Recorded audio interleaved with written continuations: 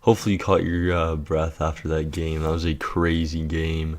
No matter if you're a Blue Jackets fan, if you're a Bruins fan, or if you're just a neutral watching, what a game. That just absolutely came to life in the third period, and oh boy.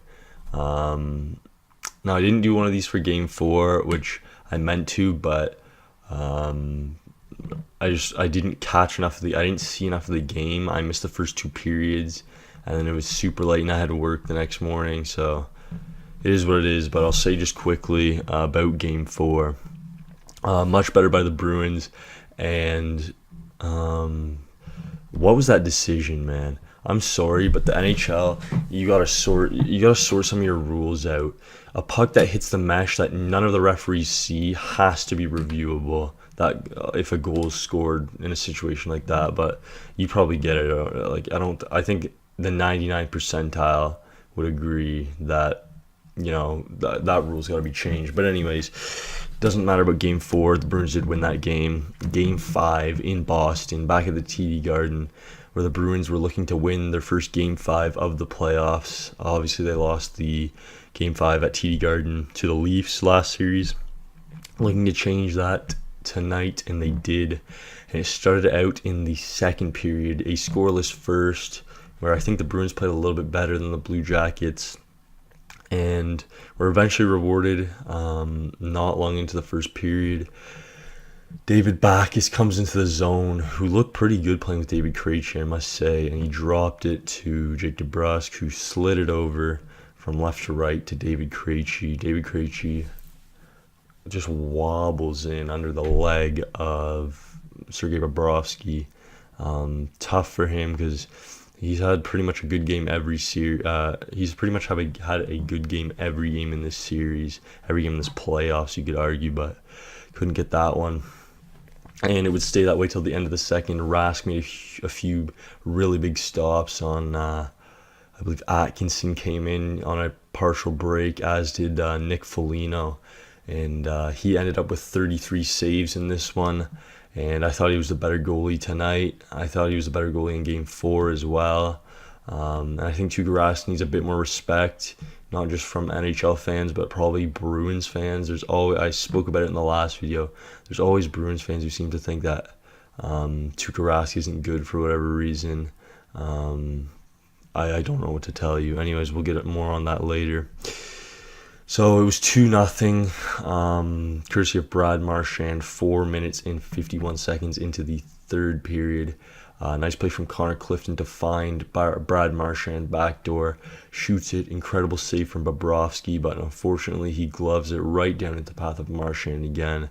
And he's not missing the second time. He tucks it into the top right corner, and the Bruins have the 2-goal cushion that really they needed. It looked like they needed. And it really looks like they were just going to see the game out from there. Columbus didn't look very good up to that point, but about halfway, almost exactly halfway through the third period, Seth Jones just kind of fires it on net, and Rask's up against the post, and it kind of sneaks through his pad. You can't actually see it's like you can see it going in, but you can't actually see it going in, if you know what I mean.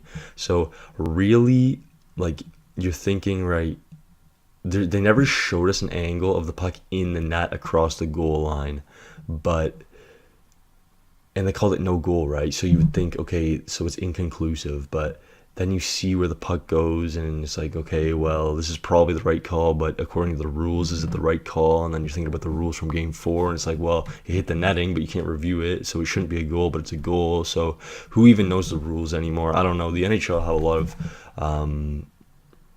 they got to get sorted out with some of these rules, because it's pretty frustrating as a fan, and I can imagine what it's like as a player or a coach or whatever. So anyways, that cuts the lead in half after about a 5-minute review, which it takes way too long. They need to put a cap on reviews, but anyways, that makes it 2-1. Fair enough, right? Goal stands.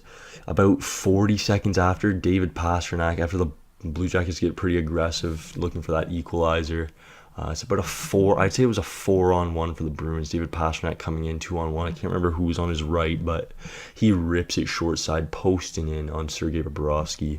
And at that point, it looked like, well, they just killed the Blue Jackets' momentum again. And it felt like that.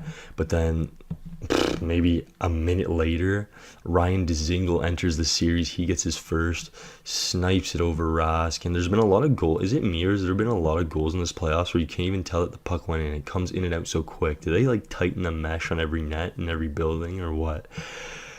But anyways, that cut the lead in half again, and then it was Kukin this time who equalized from the slot, an absolute rip. High slot, that is. And Rask had no chance on either goal. If you're going to try and argue with me that Rask should have had either of them, go take a hike. Come on. Point blank on both of those. You got to get some help from your defenseman. And by the way, Zdeno Chara, especially on that third goal there, or was it the second goal? I can't even remember. One of the goals, maybe both of them, he didn't look good though. You can tell he's aging. And I'm going to be honest with you, I just need the Bruins to win the cup. Okay? I need the Bruins to win the cup so Chara can just call it a day. And, because he's great in some aspects, but man, he can really hurt the Bruins at times as well. So you're like 3-3, great. This game's going to overtime. Bruins have zero momentum. And, yeah, it just... It looked like the air just got sucked out of the building. But with a minute and a half to go, I believe, 1:28 left, Brad Marchand finds a streaking David Pastrnak, who just cushions it into the right side past Sergei Bobrovsky, takes it basically like a one-timer, but he opens himself up, and that would be all she wrote. A huge goal. And the Bruins needed that so badly, because I can almost guarantee if that game went to overtime, the Bruins probably would have lost. One last thing I gotta say, Brad Marchand, what are you doing? 10 seconds left, just hook that puck out of the zone. No need to make a passing play to David Krejci. He passes it off. A good pinch. I can't remember who the defenseman was. Maybe it was Werenski. Don't quote me though. Steps in, feeds the puck to Artemi Panarin, one-timer, and Charlie McAvoy literally sticks his foot on the line. Could have broken his foot. I was reading after on Twitter, just a quick update here. It looks like there's no problems for Charlie McAvoy, just blocked the shot, and it hurt. Obviously, when you block a shot with your skate, it's going to hurt. And he was speaking to the media, so injured guys don't usually speak with the media, so he's probably okay in that regards. But anyways, what a blocked shot from Charlie McAvoy, and a lot of character shown in the Bruins win there. I was really impressed with the top six. I think the top six has really stepped it up after Game 3. Like I said, they need to step up, or the Bruins are going on vacation in the next few days, and they did step up, which is nice to see. Pastrnak now has 4 points in the last 2 games, who was a bit of a ghost in the whole playoffs coming into this game. So that's really good. And, all of them, Bergeron and Marchand, they've all entered the series, I feel now. And really, they just got to go finish it in Columbus. None of this Game 7 in Boston again. You can only ride your luck on so many Game 7s in Boston. Go to Columbus, play your game, win, move on. The Hurricanes are waiting. But, that's my review.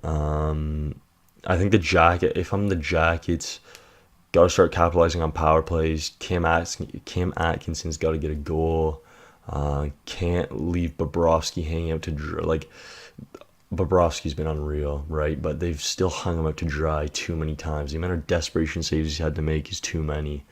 But other than that, really, the Jackets, I have a really good chance of still winning the series, I would say. But it was really important for the Bruins to get that third win before the Jackets did. I just feel like this game was such a momentum shift. I feel like it might take a little bit of gas out of the Jackets after they came back. They battled back twice from a 2-goal deficit in the third period, only to lose with a minute to go.